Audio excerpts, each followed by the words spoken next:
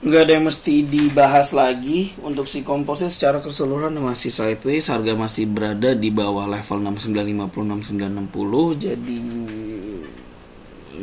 ya nggak begitu penting sih untuk dibahas. Walaupun hari ini ada big news tentang CPI Indonesia pada hari apa saya lupa, tapi ya itu nggak menggerakkan saham sama sekali. Jadi ya kita langsung skip aja kompositnya, langsung ke list yang udah ada. Top ranking list pertama ada auto. Pembahasan kemarin dia break ke atas 1590. Kita mencoba untuk buy on weakness di sekitaran level 1590 sampai 1600, tapi yang nggak terjemput bisa dibilang. Low minggu ini itu ada di 1645. Ya nggak ada yang banyak berubah. Pembahasan kemarin selama dia berhasil settle di atas 1600 itu cenderung uptrend, dengan target berikutnya ada di sekitar 1900 sampai 1935. Oke, kedua ada UNTR. Kayaknya nggak ada yang mesti dibahas juga untuk si UNTR ini. Gap up beberapa waktu yang lalu ya cuma lumayan besar, tapi nggak berarti apa-apa. Ketiga ada emiten call yang kita udah sempat bahas minggu kemarin. Dia break ke atas 3530, kayaknya good to go untuk buy di dekat posisi tersebut di 3530 dengan cut loss 3350. 3.800 take profit pertama sudah tercapai, kayaknya masih bisa lanjut dengan target profit berikutnya ada di sekitaran 4330. Lanjut ke emiten rokok. Di sini pembahasan kemarin kita udah bebas resiko dengan break even point atau trailing profit di 10.20. Jadi selama 10.20 tidak tertembus, itu yang masih layak di hold, walaupun dia udah mendekati resisten 1211.95. Bagi yang udah cukup kenyang ya boleh di realisasikan dulu profitnya, mungkin bisa switching ke saham-saham yang mempunyai potensi dalam waktu dekat. Setelah itu ada Timas kita lewatin, Doit kita lewatin, Isak buy on break 7.000, cut lossnya ada di 6.500. Untuk target take profit yang paling dekat itu ada di sekitaran 7.400-an. Cukup menarik. Si Isat ini GGRM kita masih megang harga selama 23.000 tidak tertembus. Kemarin hampir kena sikat atau hampir kena cut loss. Low kemarin itu ada di 23125. Yang cukup dikhawatirkan itu ya kalau misalnya dia tembus ke bawah 23.000 neckline.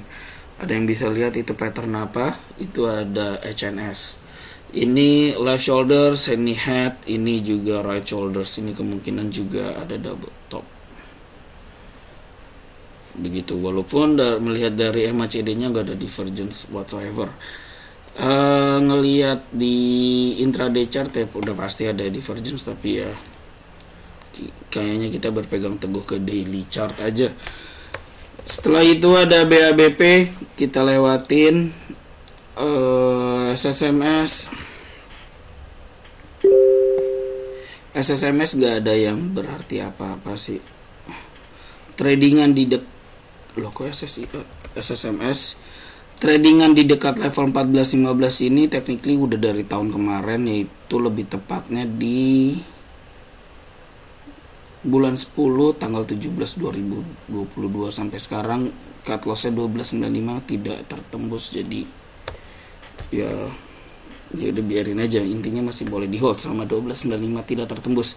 Beli di harga sekarang mentang-mentang kemarin break high ya itu cukup resikonya cukup besar, jadi kita masih menunggu price action lebih lanjut aja.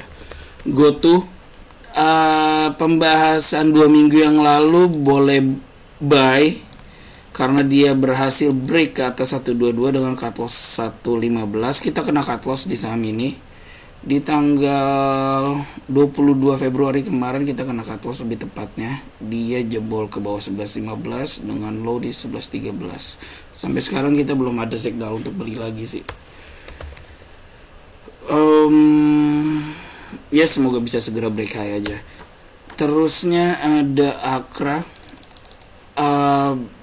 Beberapa waktu yang lalu kita menunggu konfirmasi break atas 14.25 untuk konfirmasi belinya. Kemarin dia break ke atas level tersebut, seharusnya udah signal beli. Cut lossnya ada di 12.65.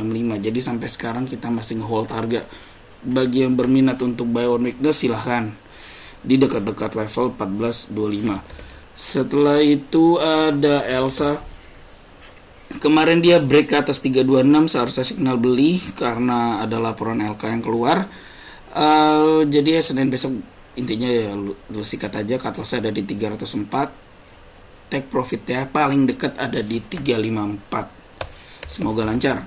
PNLF gak ada yang dibahas sih. Jadi ini di bulan 1 kemarin kita coba untuk buy setelah dia break 408. Take profit 430 sudah tercapai sih. Untuk buy on weakness di harga-harga sekarang kayaknya cukup riskan melihat dari MACD-nya.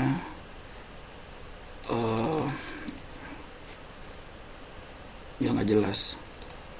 Ya, intinya tunggu price action lebih lanjut aja deh. Yang penting kan dari list kita udah ketemu 1 ISAT sama Akra 2 deng. Setelah itu ada ASI. Dia gap up ke atas 62.5. Udah 4 hari settle di atas level tersebut, seharusnya oke. Buat yang berniat untuk beli ya silakan. Cut loss ada di 5.50. Target berikutnya ada di 6.600. Semoga lancar.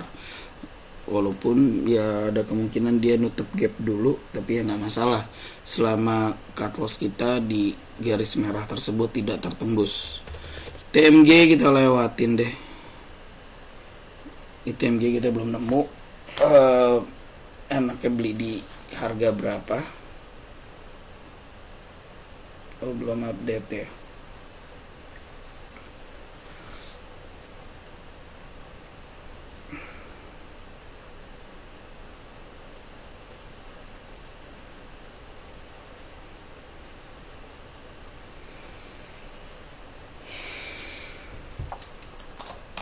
Ini TMG gak ada apa-apa, jadi kita lewatin. TBIG kemungkinan punya breakout point di 2260, jadi bisa dipantau dalam waktu dekat. Mana tahu dia break atas 2260 tersebut dengan cut loss di sekitaran 2050 bagi yang ingin mengikuti rekomendasi QT. Wismilak kita lewatin. Breeze dia mencoba untuk dia udah rebound sih dari area breakout point di 1445, tapi sayangnya kita nggak beli di harga situ sih, masih terlalu tinggi. Lebih tepatnya kita beli di sekitaran 1265. Jadi masih boleh di hold yang punya barang di sekitaran 1265 untuk pengubahan cut loss dari sebelumnya 1200 atau 1205 bisa diubah ke 1300-an. Melihat dari intraday chartnya kemungkinan dia cukup oke kalau misalnya dia berhasil break ke atas 1625-an gitu. Jadi ya dipantau aja. Kalau misalnya dia break ke atas 1625 ya mungkin bisa lanjut lagi break high 1745 nih level ini. Tapi untuk ngubah cut loss dari trailing profit 1300 ke 1550 kayaknya ntar dulu aja. Ya intinya masih uptrend.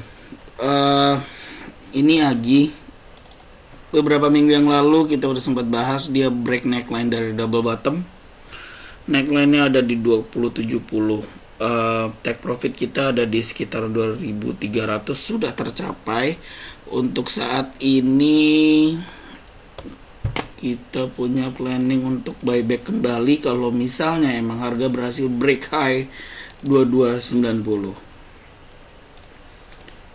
bagi yang udah punya barang dari area neckline 2070 ya boleh tambah barang lah, tapi dengan syarat dia harus break ke atas 2290 tersebut. Yaudah, kayaknya itu dulu listnya untuk minggu ini. Sampai ketemu minggu depan. Terima kasih.